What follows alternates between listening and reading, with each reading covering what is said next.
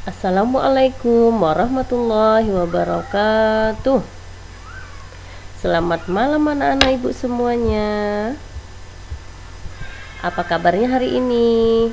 Semoga anak-anak ibu semua dalam keadaan sehat ya. Bertemu kembali dengan Ibu Milhana. Kali ini materi yang ibu sampaikan masih tentang tema 4 keluargaku.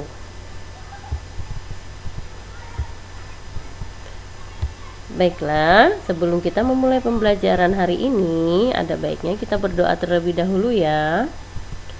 Berdoa menurut agama dan kepercayaan kita masing-masing. Berdoa dimulai. Berdoa selesai. Seperti yang tadi Ibu sampaikan di awal, bahwa materi kita masih tentang tema 4, keluargaku. Subtema 3, keluarga besarku. Pembelajaran 4 dan 5. Adapun tujuan pembelajaran hari ini adalah yang pertama, menjelaskan prosedur gerakan melompat satu arah. Yang kedua, menunjukkan penggunaan kosakata perkenalan dan ungkapan dalam suatu kalimat. Yang ketiga, mengidentifikasi alat dan bahan yang dapat digunakan membuat gambar ekspresi dengan baik. Yang keempat, menyebutkan kosakata yang berhubungan dengan anggota keluarga besar. Dan yang kelima, melakukan pengukuran panjang pada benda-benda di sekitar dengan alat dan satuan tidak baku. Nah, itu tadi adalah tujuan pembelajaran kita kali ini. Mudah-mudahan pembelajaran yang nanti Ibu sampaikan, anak-anak Ibu bisa memahaminya dan bisa mempraktekkannya dalam kehidupan sehari-hari ya. Baiklah, kita mulai saja pembelajaran hari ini ya. Perhatikan gambar. Ini adalah gambar keluarga besar Udin. Siapa saja yang ada di sana? Ada kakek, ada nenek, ada ayah dan ibu, ada paman dan bibi, dan Dita, Udin, dan kakak Mutiara. Apa yang sedang mereka lakukan? Mereka sedang bermain lompat. Nah, lompat di sini melakukannya dengan kelompok. Mereka secara berkelompok melompat, ya. Dan di sini siapa yang memerintahkan untuk melompat? Yaitu kakek. Kakek akan memerintahkan untuk mereka untuk melompat. Nah, di sini ini adalah kegiatan keluarga Udin bersama keluarga besarnya saat bersama-sama, saat berkumpul bersama. Salah satunya, masih banyak lagi kegiatan yang lain yang bisa dilakukan saat bersama keluarga besar. Nah, kalian juga bisa melakukan ini dengan keluarga besar kalian. Baiklah, selanjutnya mari kita bermain seperti keluarga Udin. Nah, tadi Ibu sudah menyampaikan bahwa keluarga Udin sedang bermain apa? Yaitu lompat kelompok. Melompatnya berkelompok, tidak sendiri. Bagaimana caranya? Nah, kalian bisa membuat kelompok yang terdiri dari 5 orang. Dan yang kedua, tiap anggota kelompok memegang pundak temannya. Yang ketiga, tiap kelompok lompat sesuai perintah. Dan yang keempat, kelompok yang salah lompat adalah kelompok yang kalah. Nah, ini adalah cara bermain lompat kelompok. Nah, kalian bisa melakukannya ini dengan teman, keluarga, maupun dengan yang lainnya. Ya, kalian bisa lakukan ini. Nah, sambil juga kalian bisa berolahraga supaya badannya sehat, ya. Nah, kalian bisa melakukannya di rumah ya. Selamat mencoba.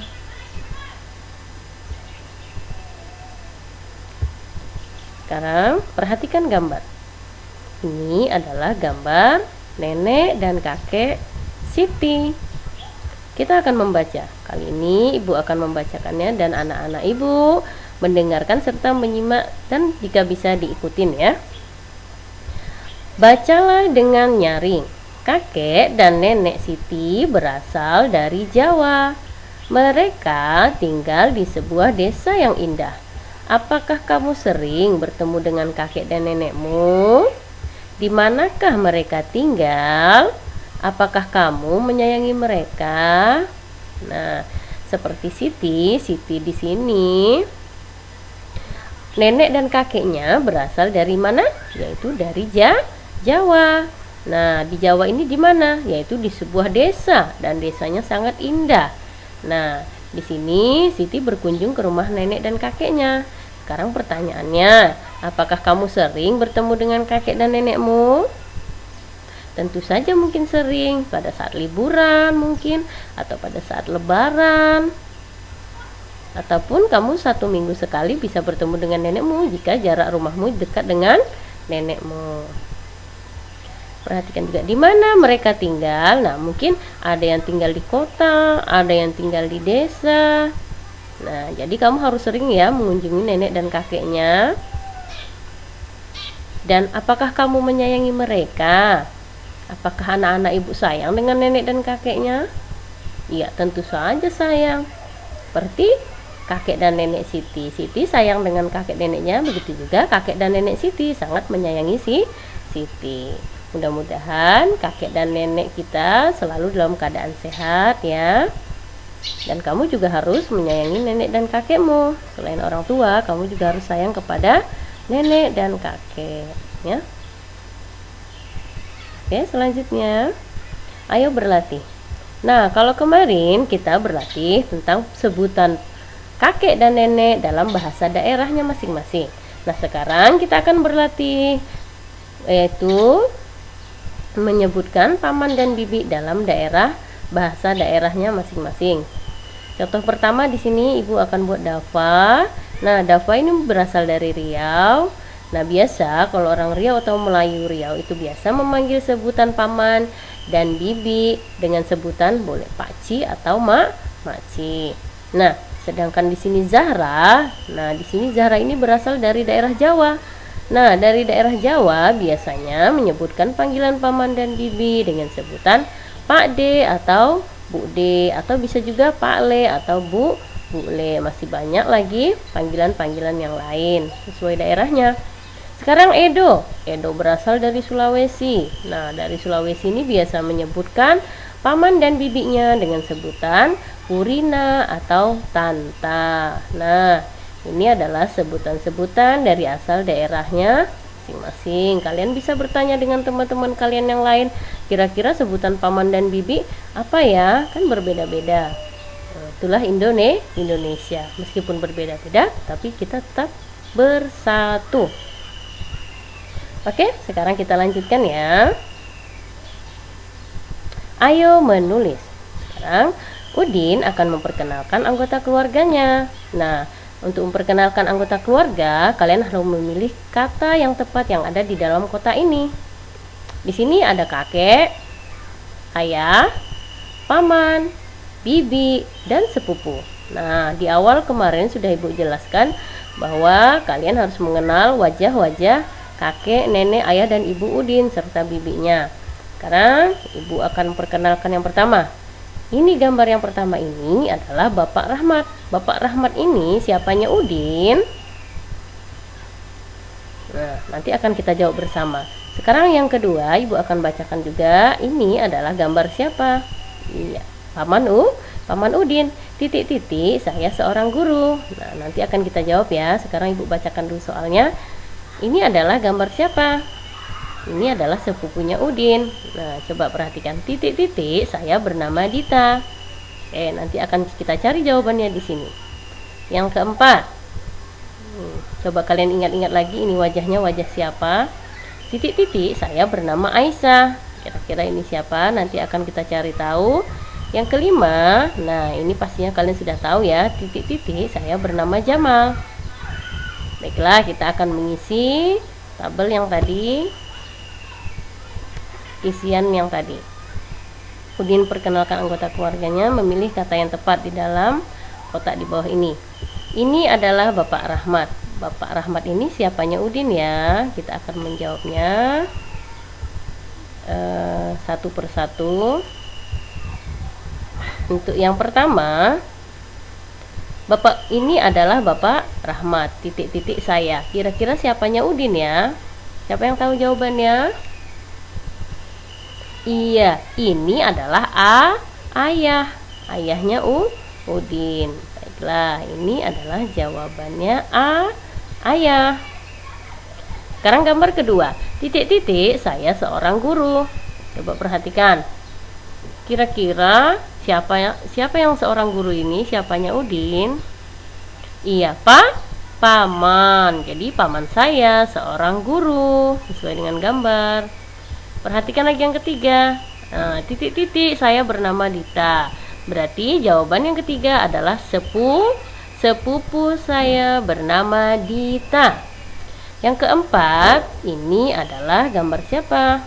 Masih ingatkah kamu dengan ini? Ini adalah, coba jawabannya adalah bibi. Iya, bibi saya bernama Aisyah. Dan yang terakhir, iya, ini adalah kakeknya Udin. Kakeknya Udin itu kakek saya bernama Jamal. Nah, dari kelima pertanyaan tadi tentunya kamu sudah kenal dengan baik ya wajah-wajah ini. Ini adalah wajah-wajah keluarga besar Udin. Oke, sampai di sini mungkin anak-anak ibu sudah paham ya tentang memperkenalkan anggota keluarganya. Oke, kita lanjutkan kembali. Ayo berkreasi. Keluarga besar Beni memiliki foto bersama. Sudah tentu kamu juga mempunyai foto bersama ya, dengan keluarga tentunya. Nah, Beni ingin menggambar foto keluarga besarnya. Nah, perhatikan, ini ada Beni yang sedang menggambar foto keluarga besarnya. Coba perhatikan gambarnya, sangat indah bukan? Baiklah. Nah, Beni sedang menggambar keluarganya. Beni menggunakan alat dan bahan menggambar. Kira-kira yang terlihat di gambar ini apa saja ya? Ini ada krayon, ada kertas, ya, dan Beni mewarnainya dengan warna yang menurut seleranya sendiri, ya. Tapi harus juga dengan rapi ya. Kamu juga bisa menggambar keluarga besarmu menggunakan alat dan bahan seperti apa? Coba perhatikan gambar berikut. Manakah alat dan bahan untuk menggambar? Coba kamu akan memberikan tanda centang pada gambar yang tepat. Di sini ada gambar apa saja? Coba sebutkan dulu satu persatu ya. Ada kertas dan pensil, ada krayon, ada gitar, ada payung, ada krayon lagi, dan ada obeng. Nah, di antara keenam benda ini, manakah alat dan bahan yang digunakan untuk menggambar? Coba tebak anak-anak ibu yang mana? Yang pertama yang harus disiapkan adalah kertas dan pensil. Dan di sini kamu memberikan centang. Berarti ini adalah bahan dan alat untuk menggambar. Yang kedua, apa lagi? Krayon. Nah, ini juga adalah bahan dan alat untuk menggambar. Apa ada lagi? Apakah gitar, obeng, atau payung? Yang benar adalah krayon. Nah, jadi di sini ada 3 bahan dan alat yang digunakan untuk menggambar. Selain daripada itu adalah bukan alat untuk menggambar. Seperti gitar, payung, dan obeng, ini bukan alat untuk menggambar ya. Coba ulangi lagi ya. Alat dan bahan untuk menggambar adalah kertas dan pensil, krayon, atau juga pengecat ya. Anak-anak ibu sudah ingat ya bahan dan alat untuk menggambar apa saja? Baiklah, kita lanjutkan. Ayo mengamati. Perhatikan gambar. Ini gambar anak-anak yang sedang bermain. Nah, dalam bermain, perhatikan mereka. Bermain bersama itu harus dengan riang gembira, hati senang tiada terkira, seperti yang ada terlihat di gambar ini. Walaupun pilihannya kadang berbeda, mungkin Lani menyukai boneka, dan anggap saja ini adalah Dayu menyukai bola. Nah, meskipun berbeda-beda, tapi mereka tetap berbagi supaya tidak ada yang kecewa. Ya, jadi anak-anak ibu di rumah, jika ada temannya atau saudaranya, jadi harus berbagi ya, tidak boleh berebut mainan. Oke, selanjutnya perhatikan, ayo berlatih. Kita akan berlatih mengukur panjang benda. Perhatikan gambar ini tadi adalah gambar seseorang yang sedang mengukur panjang pena. Dengan menggunakan apa ya? Coba kita akan bacakan dulu teksnya. Lani dan adiknya sedang mengukur panjang benda. Alat yang digunakan adalah korek api. Korek api dapat digunakan untuk apa? Untuk mengukur panjang benda. Jadi anak-anak ibu, selain penggaris, penggaris itu adalah satuan yang baku ya. Satuan yang tidak baku apa ya? Kira-kira yaitu korek api tadi. Nah, korek api ini adalah benda yang digunakan untuk mengukur panjang benda. Nah, korek api ini seperti yang terlihat di gambar ini. Jadi, tidak mesti harus pakai penggaris ya. Kita juga bisa menggunakan alat ini. Ini namanya alat satuan tidak baku. Ya, ini yaitu korek api. Masih ada lagi yang lain selain korek api ya. Seperti jengkal dan juga mungkin telapak kaki. Bisa juga kita mengukur benda menggunakan jengkal. Nah, sekarang anak ibu sudah tahu ya, kalau korek api itu gunanya bukan hanya untuk menghidupkan api, tapi bisa juga digunakan untuk mengukur panjang benda. Selanjutnya, carilah alat ukur panjang sederhana lainnya seperti yang digunakan Lani. Sekarang lakukan pengukuran panjang dengan alat sederhanamu. Yang pertama di sini mungkin pulpen. Nah, pulpen ini sama dengan 3 batang korek api. Nah, jadi anak-anak ibu, ukurlah pulpen menggunakan korek api ya. Boleh juga dengan jengkal. Nah, sekarang yang kedua yang harus diukur apa? Coba penggaris. Nah, kamu bisa mengukur penggaris dan berapa panjangnya kamu bisa tulis di sini. Yang ketiga adalah kotak pensil. Kamu bisa mengukur kotak pensil dengan korek api ataupun dengan jengkalmu. Dan yang keempat, buku tulis. Nah, buku tulis juga kamu bisa ukur dengan korek api, berapa batang korek api ataupun juga dengan jengkalmu. Yang kelima, buku gambar. Nah, buku gambar juga kamu bisa ukur biar kamu tahu berapa sih ukuran gambar, berapa batang korek api. Nah, kamu bisa mengukurnya. Ya, anak-anak ibu bisa melakukan ini di rumah ya dan dipraktekkan. Selamat mengerjakan ya. Oke, selanjutnya pertanyaan, apakah alat sederhana yang kamu gunakan tepat untuk mengukur panjang benda? Ya, sudah tepat karena kita sudah menggunakan korek api, juga bisa menggunakan jengkal. Adakah cara lain untuk mengukur panjang benda? Ada. Ya, tadi dengan jengkal bisa, ataupun dengan telapak kaki juga bisa, atau mengukurnya dengan depa ya. Nah, anak-anak ibu sudah tahu ya cara sederhana yang dapat dilakukan untuk mengukur panjang benda. Menggunakan apa tadi? Ya, korek api. Lalu apa? Jengkal. Bisa juga dengan telapak kaki maupun depan.